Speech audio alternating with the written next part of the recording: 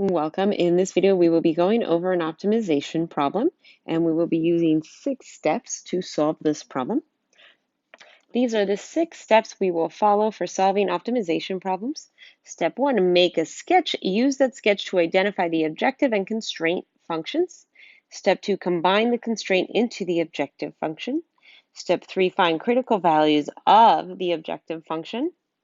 Step 4, confirm critical value is desired max or minimum. I should add here to step 2 that you are required to reject any unrealistic critical values. For example, you cannot have negative fencing for a perimeter. Step 5 then is to use the remaining critical value in the constraint to solve for any unknowns. And then step 6, answer follow-up questions. So the intended volume of a cylindrical can is 100 pi centimeters cubed. If you work this out, it's about 11.5 fluid ounces. The material for the top and the bottom costs $1 per centimeter squared. Sounds like this is going to be a pricey can. And the material for the sides costs 50 cents per centimeter squared. Find the radius and the height of the most economical can. Let's begin with our sketch, and this is our first step. So here is the cylindrical can, and it is to have a top and a bottom. So the top and bottom both look like circles with radius r. So the area of the top and bottom, or that is the area of the top equals the area of the bottom, equals pi r squared. Now since we'll have 2 of them, we need to add these, that is the total material needed for top and bottom is 2 pi r squared. Now what about the cost? The cost of material for the top and bottom is $1 per centimeter squared. And so I left my units off here, but these are centimeters squared. So we have $1 times 2 pi r squared centimeters squared, and that's $1 per centimeter squared. So the cost will just be 2 pi r squared dollars, but I'm going to go ahead and leave dollars off in future steps. Now what about the sides? So if we were, and that is, imagine slicing the cylindrical can and unrolling it, you'd get a rectangle, and I went ahead and sketched that here. The height of this rectangle we're going to label h, and the length here is equal to the circumference of this circle, since this is just the can attached to every part of the circle.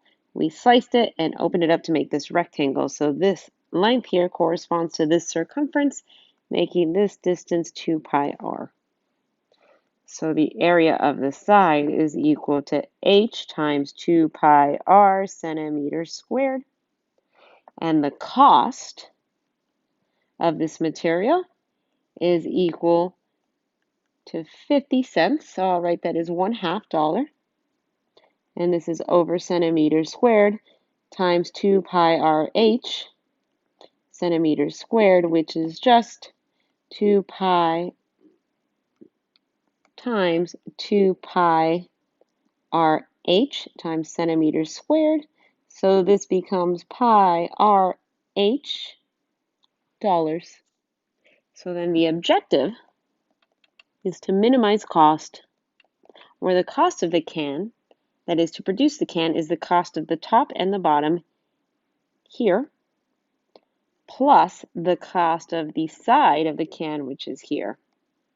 The constraint is the volume, that is, this desired volume is constraining the size of the actual can, or the amount of materials we're going to use, so that it is volume equals 108 pi, and this is centimeters cubed, and the volume of a cylindrical can is just equal to pi r squared, that is the area of the base, times the height. So let's go ahead and solve for h here in our constraint, and this is bringing us to step 2. And in step 2, we combine the constraint with the objective to come up with a new objective function. So here we're getting into step 2, and we're solving for h, which is going to be 108 pi divided by pi r squared, which is just 108 over r squared.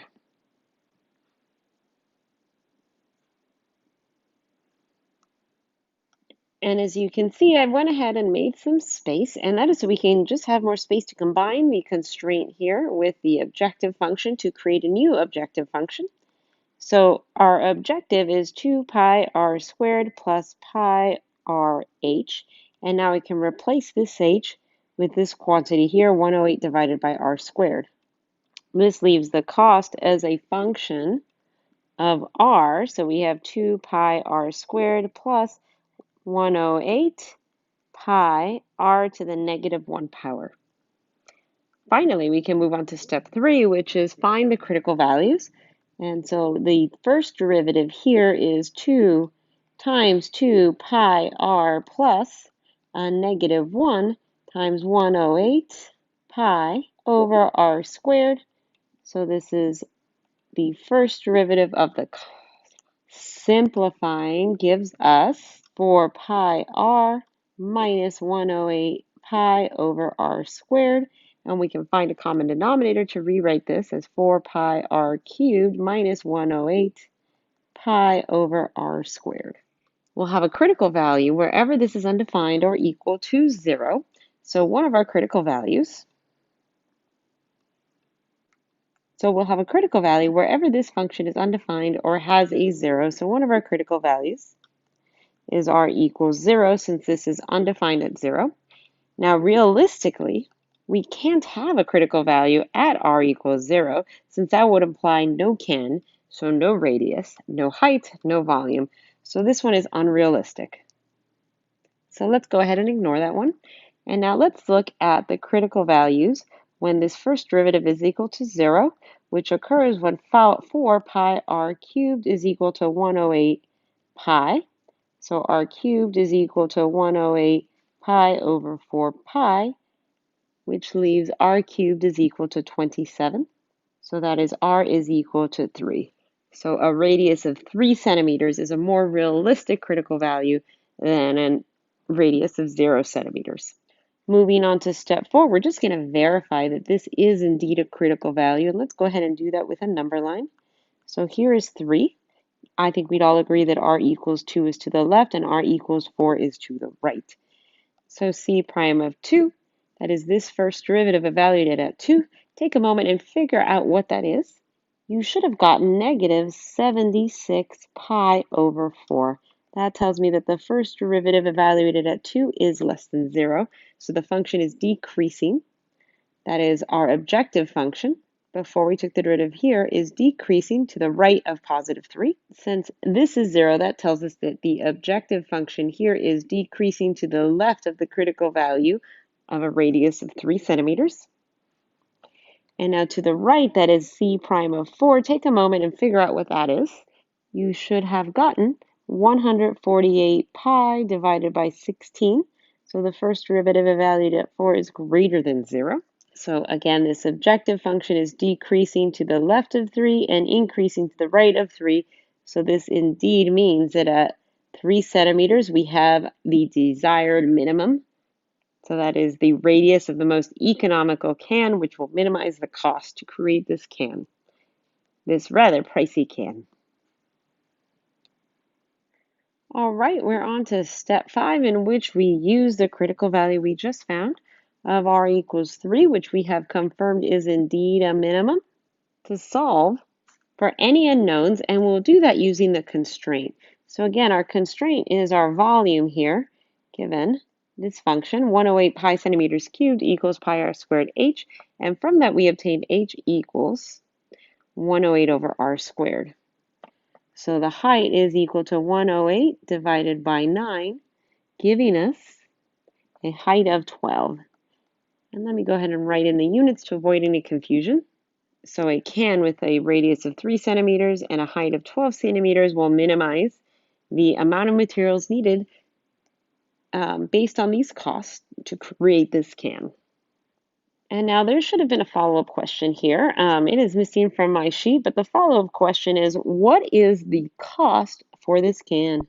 And so this, of course, would be answered in step 6, where we solve any follow-up questions.